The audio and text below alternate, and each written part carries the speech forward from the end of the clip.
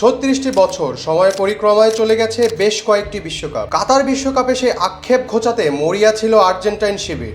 নিজের শেষ বিশ্বকাপে বিশ্বকাপ ট্রফিটা উঁচিয়ে ধরার উল্লাস করবেন শৈল্পিক ফুটবলার কারিগর লিওনেল মেসি। আর তাই তো মেসি মারিয়াদের একের পর এক ম্যাজিক্যাল শো আর গোলপোস্টের সামনে এমিলিয়ানো মার্টিনেজের বিশ্বাসের দেয়াল হয়ে ওঠা, সব মিলিয়ে কাতার বিশ্বকাপে এক রূপকার জন্ম দিল আর্জেন্টিনা।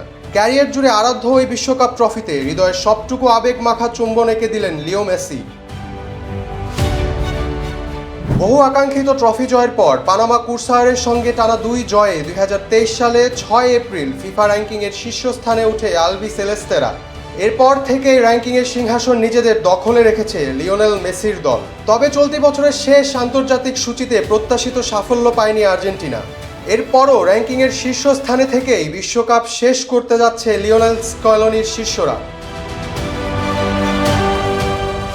28 নভেম্বর চলতি বছরের শেষ হালনাগাদকৃত র্যাঙ্কিং প্রকাশ করেছে ফিফা।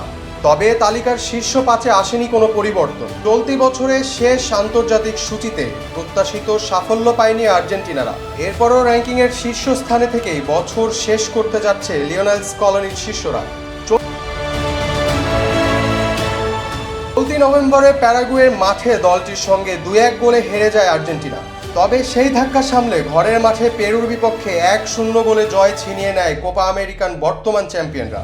তালিকার 2-এ ফ্রান্স, ফরাসিদের পয়েন্ট 1859.78। এদিকে সর্বশেষ 2 ম্যাচে জয় পাওয়া স্পেন ও ইংল্যান্ডের পয়েন্ট কিছুটা বেড়েছে। তালিকার 3 ও 4-এ আছে দল দুটি।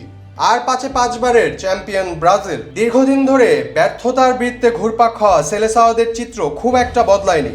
অন্যদিকে এক ধাপ এগিয়ে 6 ও 7-এ পর্তুগাল ও নেদারল্যান্ডস, 2 ধাপ নেমে 8-এ বেলজিয়াম। নেশনস লিগে সর্বশেষ 2 ম্যাচেই হেরেছে তারা। আগের মতোই 9ম স্থানে ইতালি এবং 1 ধাপ এগিয়ে 10-এ রয়েছে জার্মানি।